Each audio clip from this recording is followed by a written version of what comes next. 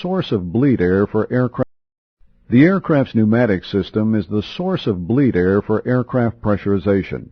Engine bleed air is the primary source. However, up to 17,000 feet, APU bleed air may be used instead of engine bleed air. The cabin pressure control system controls the amount of air that flows out of the airplane through an outflow valve located at the aft end of the airplane. The system's main components are two separate and independent automatic cabin altitude controllers and an outflow valve. The automatic controllers utilize barometric corrected aircraft altitude, air-ground sensing, thrust lever position, and cabin pressure signals to regulate the operation of the outflow valve. An actuator drives the outflow valve to the desired opening. The actuator may be operated through one of two AC motors or a DC motor. Notice that each controller operates the actuator through its own AC motor. The DC motor provides manual backup operation. Pressurization control is through the pilot's overhead panel, Cabin Altitude Control Panel.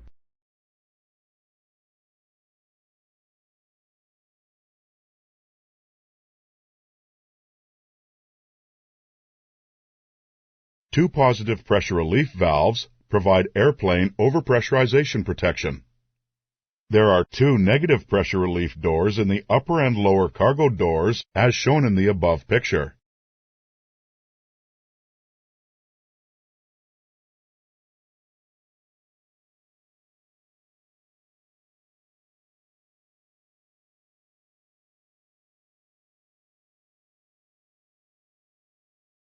A cabin altitude warning switch activates a horn to alert the crew of excessive cabin altitude.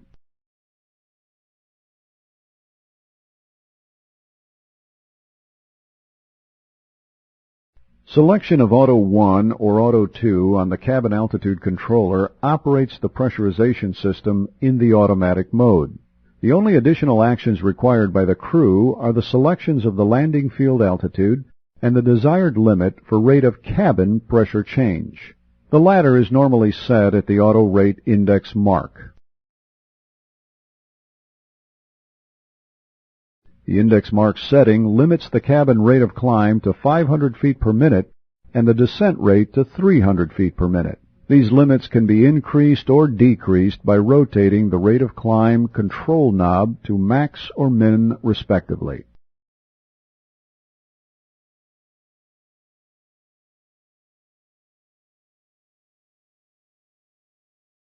Normally before takeoff, the landing field altitude is set in the landing altitude window with the landing altitude selector, located immediately adjacent to the window. Landing altitude settings of minus 1,000 to 14,000 feet are possible.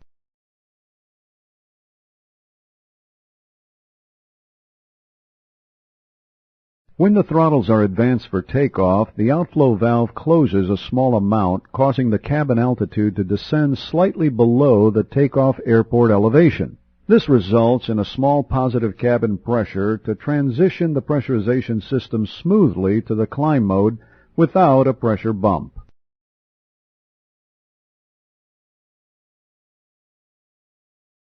The pressurization controller is programmed with a cabin altitude schedule. For each airplane altitude, there is a corresponding cabin altitude.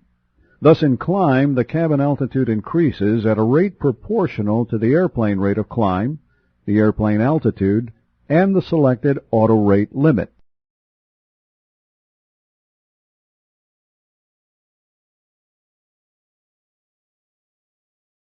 Now, at about 35,000 feet, the pressurization system is at the maximum cabin differential pressure of 8.6 plus or minus 1 psi during climb.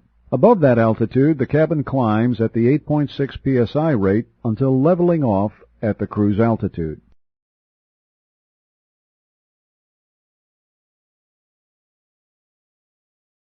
The pressurization system enters the cruise mode when the airplane altitude remains constant for 1 minute. When entering the cruise mode, the system compares the selected landing altitude and the scheduled cabin altitude and selects the higher of these two for the cruise cabin altitude.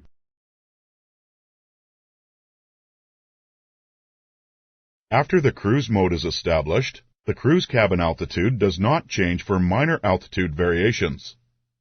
A significant altitude causes the system to re-enter the climb mode or to enter the descent mode.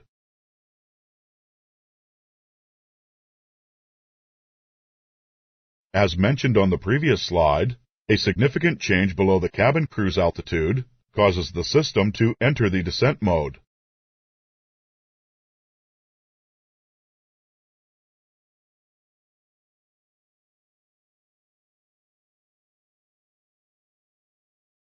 During descent, if the pre-selected landing altitude is reached first, the cabin maintains that altitude until landing. If the 8.6 psi differential is reached first, the cabin maintains an 8.6 psi differential descent to the landing altitude. Now note, an interim level off for more than 1 minute reestablishes the cruise mode. Well, here we show a landing in Denver. The cabin altitude decreases to 100 feet below the selected landing altitude to ensure the cabin is pressurized on landing. The captain's altimeter provides the barometric correction to the landing altitude setting.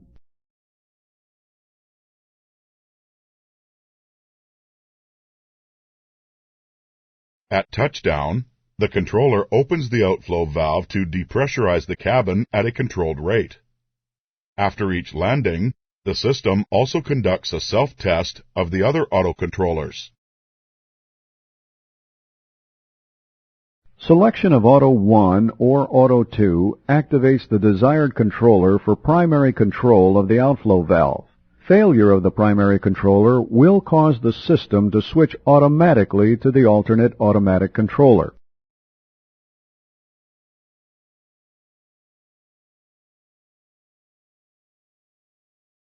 The only indication of a failure of an automatic controller and switch over to the alternate controller is a status prompt on the lower ICAS screen and a white status message on the status screen of Cabin Altitude Auto 1 or Cabin Altitude Auto 2.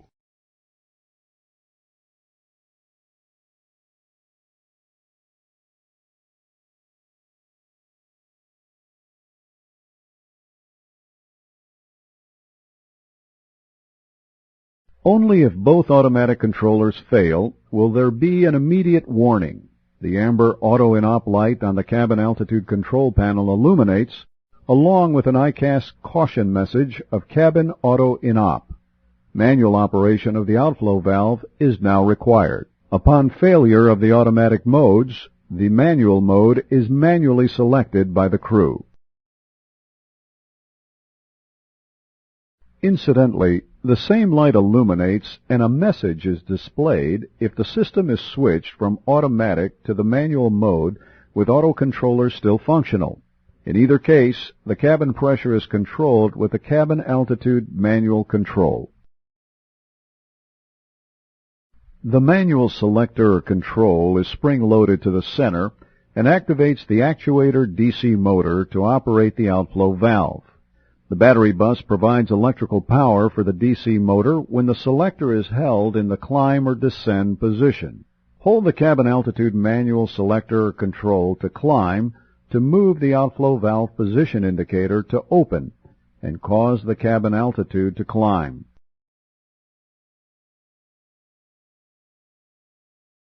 Conversely, hold the cabin altitude manual selector or control to descend to move the outflow valve position indicator to close and cause the cabin altitude to decrease.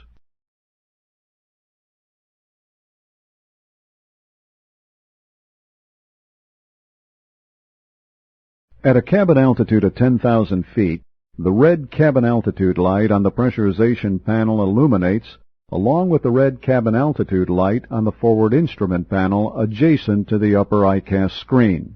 ICAS displays a red warning message of cabin altitude, and the aural warning system sets off a siren using alternate high and low tones.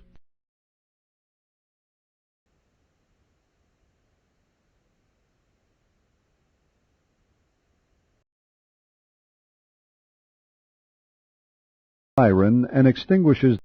Now pressing either master warning light silences the siren and extinguishes the master warning lights.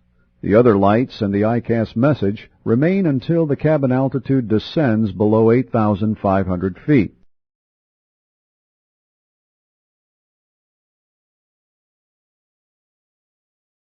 In the automatic mode, if the cabin altitude becomes excessive, then at 11,000 feet, an aneroid switch closes the outflow valve. When the cabin altitude descends, an aneroid switch restores automatic control to the pressurization controllers.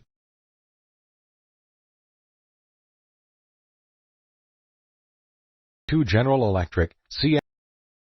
The aircraft is powered by two General Electric CF6-80C2B6F engines. The engines are dual-rotor axial flow turbofans of high compression and bypass ratio. The rotor assemblies, N1 and N2, are mounted on concentric shafts. The N1 consists of the fan and a low-pressure compressor and turbine section on a common shaft. The N2 consists of the high-pressure compressor and turbine section on a common shaft.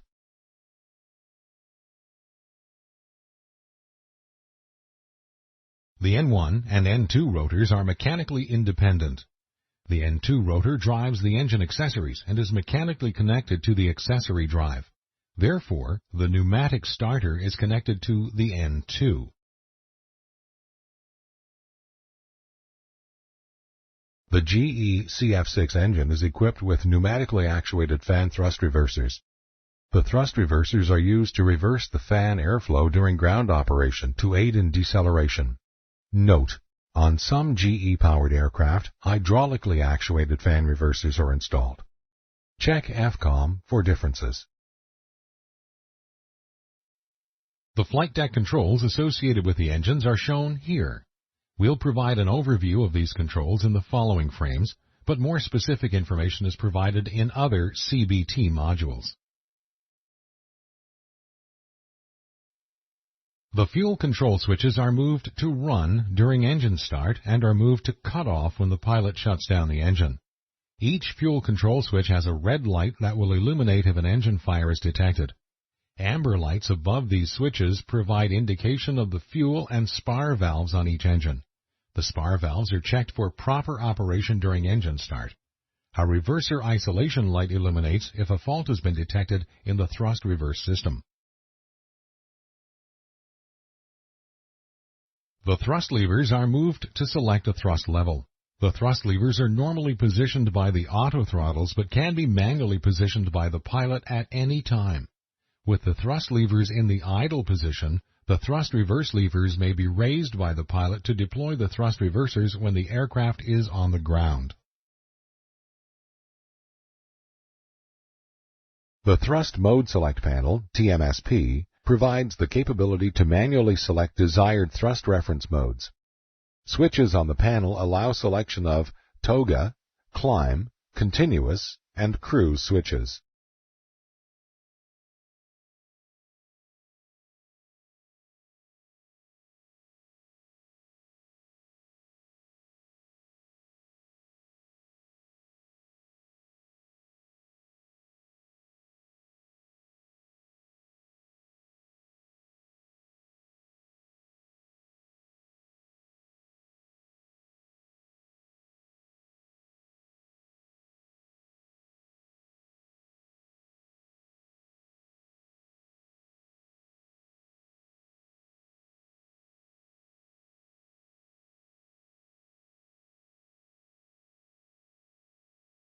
The start and ignition panel has 3 knobs and 2 lights.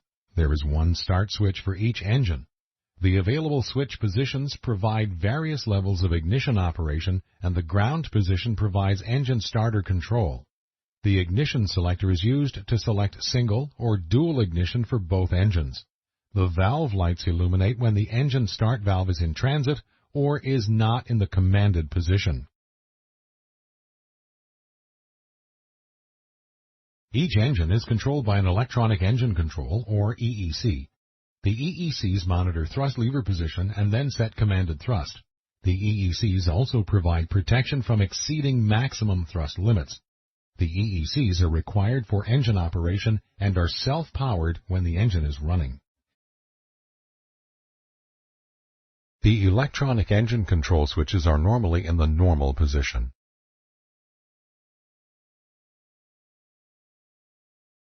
Engine indications are normally displayed on the two ICAS displays, which are available when normal power is on the aircraft.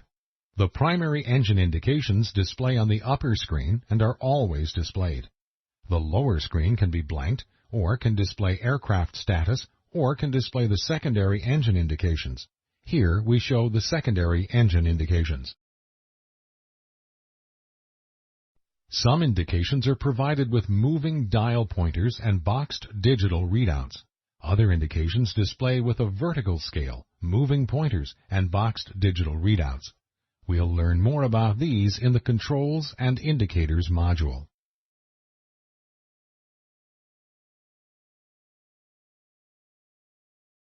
The standby engine indicator is normally blank, but will automatically display data when both ICAS displays are failed. This indicator provides indications that would be especially valuable after a dual-engine failure, since the ICAS will blank when normal power has failed.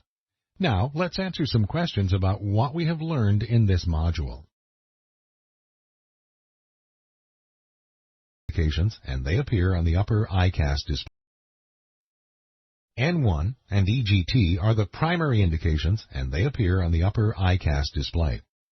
The secondary indications are displayed on the lower ICAS. They consist of the N2, fuel flow, oil pressure, oil temperature, oil quantity, and engine vibration. The ICAS control panel is located underneath the lower ICAS screen.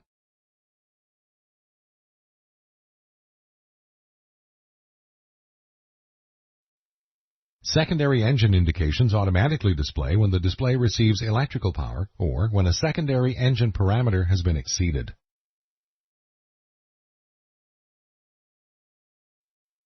The lower screen can display blank, the status page, or the secondary engine indications.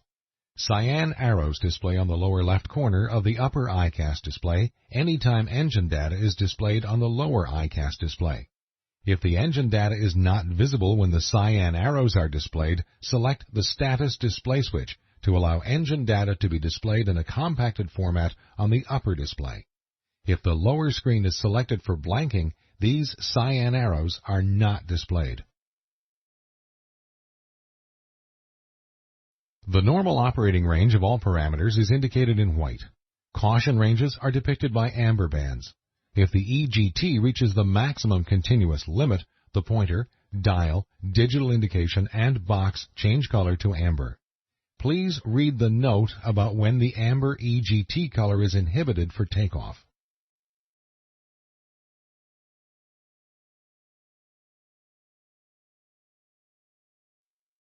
If a parameter continues to increase to the red line limit, the pointer, digital readout, and readout box will all change to red. Please read the note about exceedances.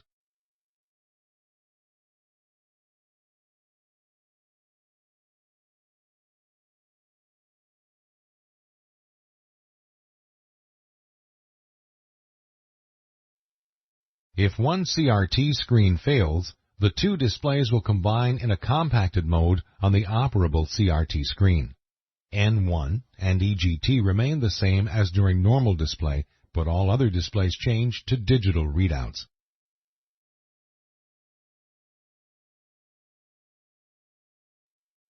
When the display is compact, if an amber or red line parameter is reached, the digital indication changes color to amber or red as shown here by the right engine N2 display.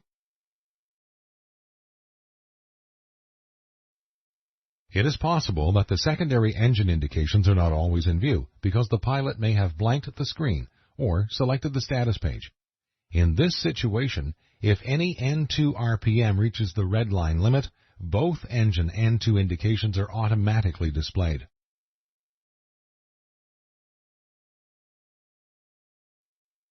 Likewise, if the lower screen is blanked when the oil pressure or temperature reach the amber band or the red line limit, or when the oil quantity decreases into the low quantity band, the secondary engine indications will be automatically displayed.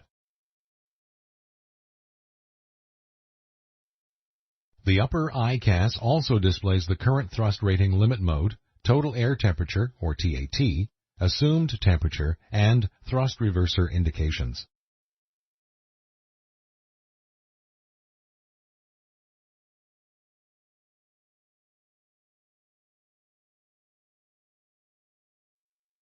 On this frame, we show the TAT of 12 degrees Celsius and the selected assumed temperature of 46 degrees Celsius for a reduced thrust takeoff. A display of reverse indicates the thrust reverser mode, amber, reverser in transit, green, reverser fully deployed.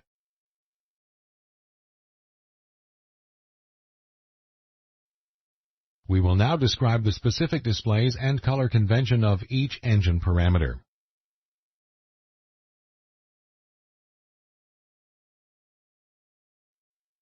The N1 is the primary thrust indication. The white pointer and boxed readout indicate the current N1 RPM. An amber band on the outside of the arc indicates the caution range for the N1 RPM. A red line indicates the N1 RPM operating limit. If the pointer moves into the red line area, both the pointer and the boxed readout will be red.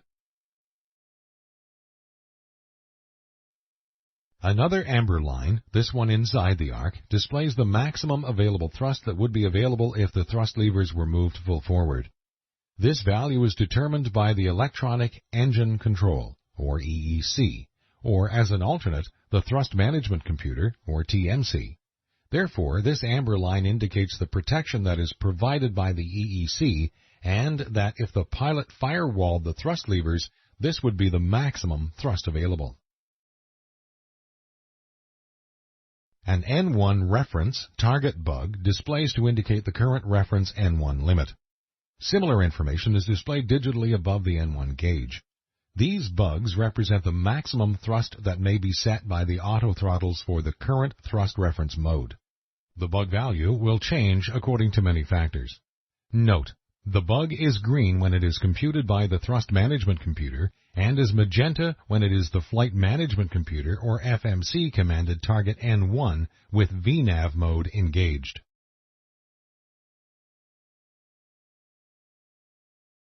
The command sector is a white band that momentarily appears to indicate the difference between current N1 and the N1 commanded by thrust lever position. Therefore, this momentary display appears when rapid thrust lever movements are made to indicate the expected thrust value prior to the engine reaching the selected value. As the engine accelerates or decelerates to match the commanded setting, the command sector is erased.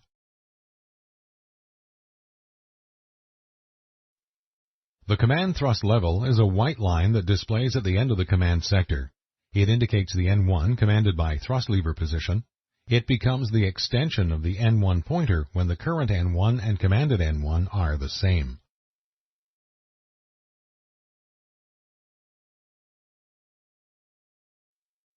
Just below the N1 gauge, a thermal anti-ice annunciation appears when engine anti-ice is operating.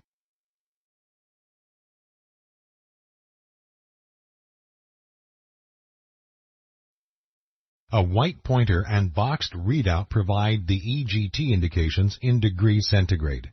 The amber band indicates the maximum continuous EGT limit. The red line indicates the maximum takeoff EGT limit.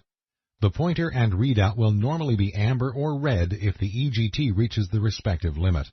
Please read the note about the inhibit of amber color during takeoff and go-around.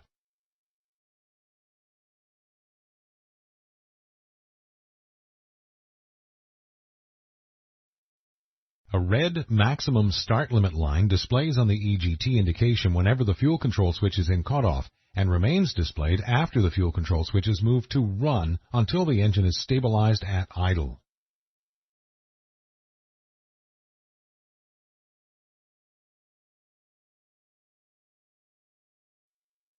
An in-flight start envelope appears on the primary ICAS display when an engine is not running in flight.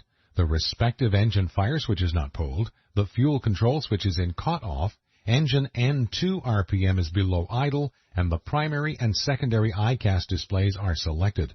This display indicates the required airspeed for an in-flight start at various altitudes.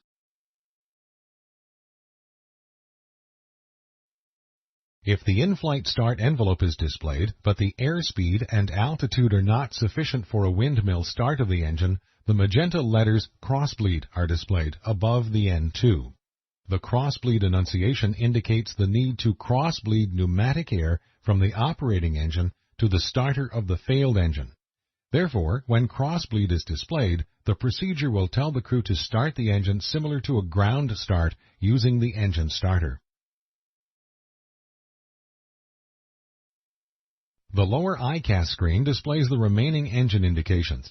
N2 and fuel flow are round dial gauges, each with a pointer and a boxed readout. The N2 display has a white normal RPM operating range and a red RPM limit line. If the N2 reaches the red line limit, both the pointer and boxed readout display in red. The fuel flow pointer and boxed readout only display in white. Fuel flow displays in pounds per hour times 1,000.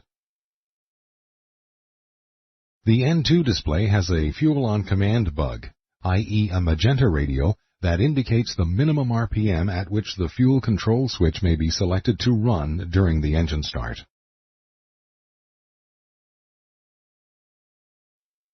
The left side of the ICAS screen displays the oil-related parameters of oil pressure, oil temperature, and oil quantity. Normally, the pointers and boxed readouts are white.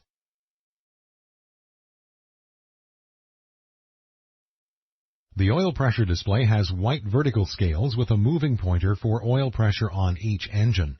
A pointer displays amber if the caution range is reached, or red if the low limit is reached. Just left of the ICAS are the left and right engine oil pressure lights. These lights illuminate when the oil pressure is at or below minimum. Note, these lights are helpful if ICAS is not operating during engine start. The oil temperature displays with white pointers and readouts. If a pointer reaches a caution range, both the pointer and readout display amber. If a pointer reaches the red line limit, both the pointer and readout display red. The oil quantity displays have white scales for the normal range. The bands at the bottom of the scales are there to provide crew awareness for low oil quantity.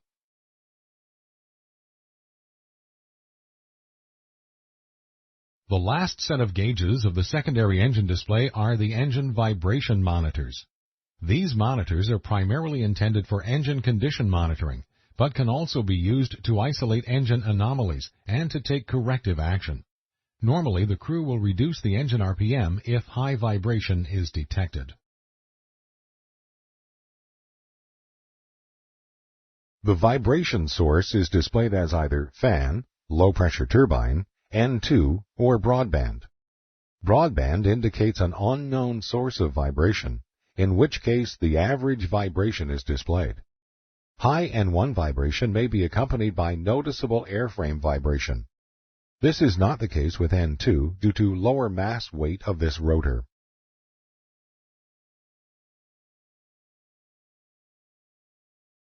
The standby engine indicator, or SEI, serves as a backup indicator of the N1, EGT, and N2 indications. Maximum engine limits display to aid the flight crew with maximum engine limits.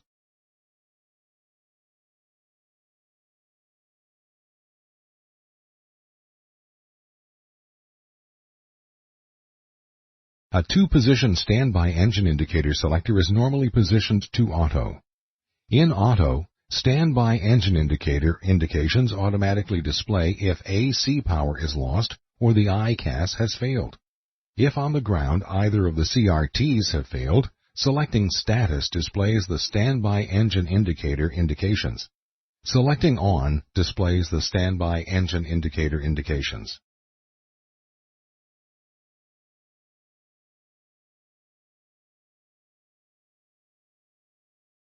The engine controls are located on the control stand and the overhead panel. On the control stand are the thrust levers for forward and reverse thrust, in addition to the fuel control switches.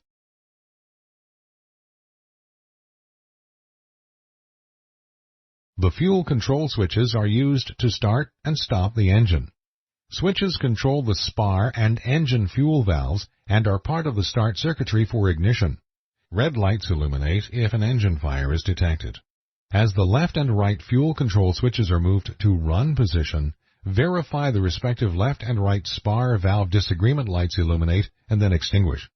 If a spar valve light fails the operational check, a maintenance logbook entry and maintenance action is required prior to flight. The thrust levers move forward and aft to provide a thrust request to the EEC.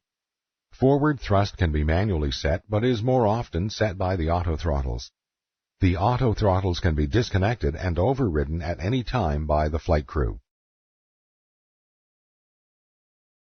With the thrust levers at idle and the aircraft on the ground, the reverse levers may be raised to manually select reverse thrust. Thrust reverse cannot be selected unless the aircraft is on the ground. On the next few frames, we'll describe the operation of the thrust reference limit modes and reference values that are provided. This information is displayed on the ICAS so the pilot is aware of the current thrust limit mode and the target thrust value. The target thrust value provides an auto throttle target or limit when the auto throttles are engaged. Normally, the Thrust Management Computer, or TMC, calculates a reference N1 according to the current thrust limit mode. This information is displayed as a target bug and also provides a green digital readout above the N1 gauges.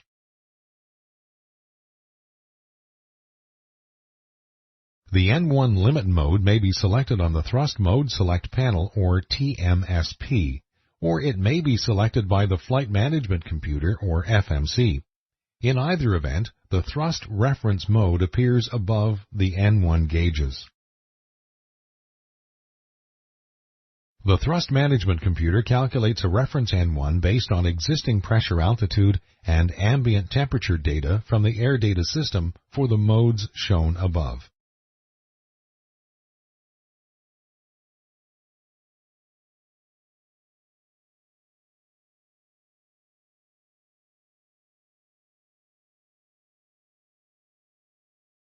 When VNAV is engaged, the FMC controls thrust automatically to meet thrust requirements for the active vertical flight path. In VNAV, the TMC receives thrust settings from the FMC and the N1 bugs display in magenta.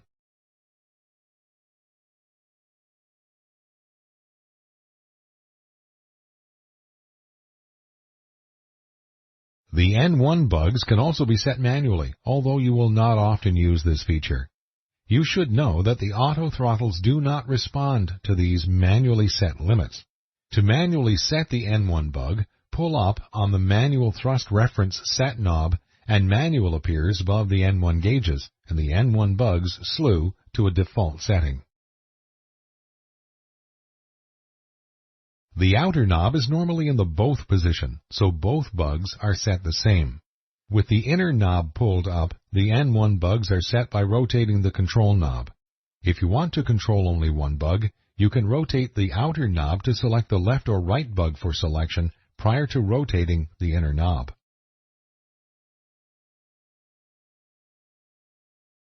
The auto throttles do not respond to manually set reference N1 values. When the inner control is pulled out, the auto throttles remain in the active TMC mode. The TMSP remains operable and the auto throttles respond to TMSP mode changes, but selected thrust reference mode displays are inhibited.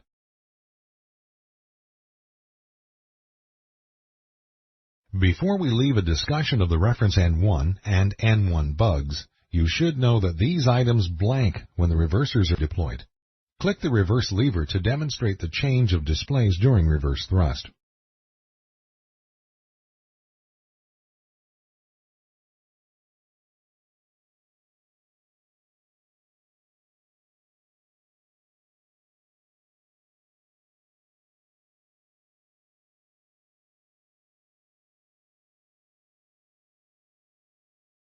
The assumed temperature mode, D-rated takeoff, can be selected by entering the assumed temperature in the Control Display Unit, CDU. The primary procedure for setting assumed temperature is by the Takeoff reference page in the CDU.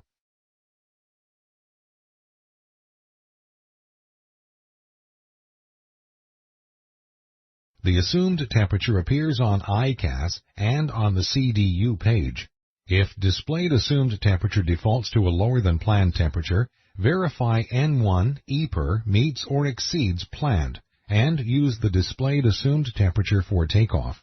Note: TMSP system logic will not allow takeoff thrust to be lower than climb thrust. During takeoff, after the auto throttles are engaged, the thrust levers will advance to set the target thrust. Power must be properly set by 80 knots. You must verify the power is set and be prepared to manually adjust the setting. The auto throttles will engage the throttle hold mode at 80 knots.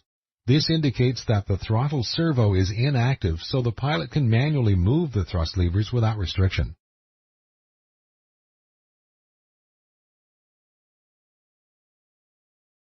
After takeoff, selection of the highlighted buttons shown, normally above acceleration height, will automatically engage climb. After selection of VNAV or flight level change, verify climb engaged. Select climb on the TMSP if climb has not engaged. To review, normally you will select VNAV or flight level change after takeoff, and this action will change the thrust reference from a takeoff mode to a climb mode.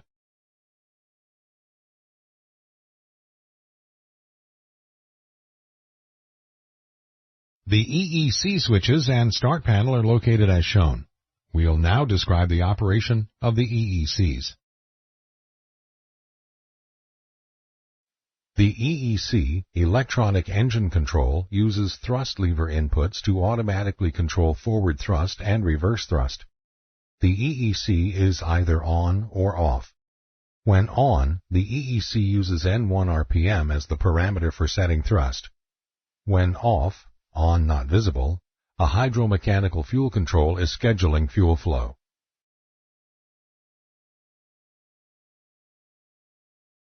Each EEC is self-powered when the respective engine is operating.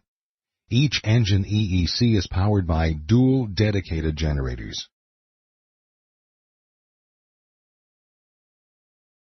The EEC continuously computes the maximum thrust limit, which is displayed as an amber line on the inner arc of the N1 display.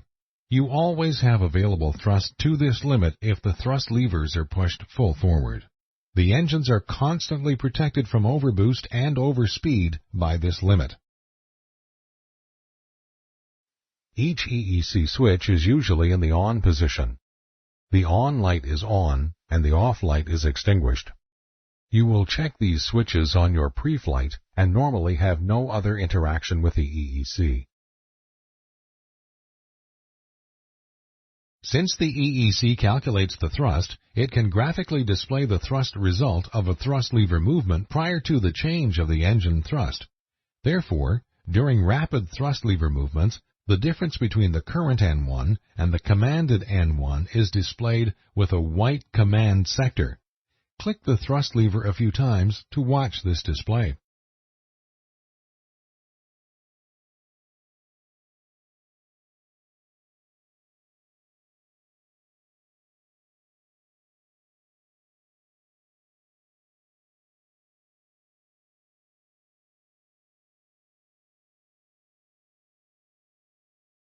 The ICAS advisory message left or right EEC displays when faults are detected in the engine control system. When this failure occurs, the INOP light will be illuminated and a hydromechanical fuel control is scheduling fuel flow.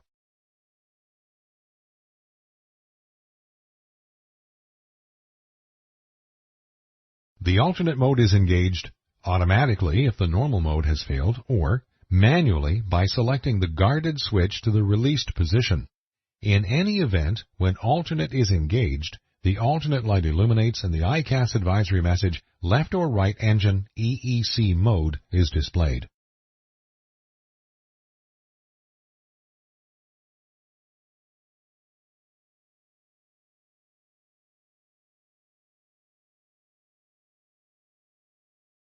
The alternate mode provides soft and hard levels of control.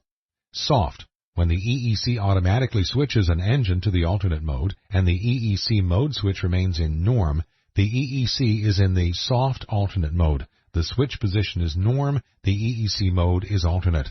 At a fixed thrust lever position, thrust does not change.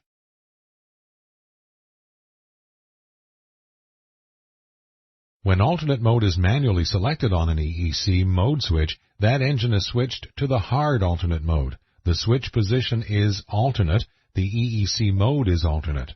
Reference and target N1 and maximum and commanded N1 values are displayed on the N1 indication during the hard alternate mode. Thrust may change to set the commanded N1 when alternate is manually selected.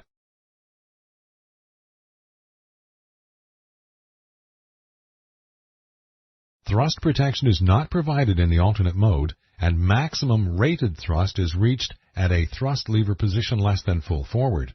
As a result, thrust overboost can occur at full forward thrust lever positions. The ICAS caution message left or right engine limit protection is displayed if the thrust lever position commands an N1 greater than the maximum rated thrust, maximum N1.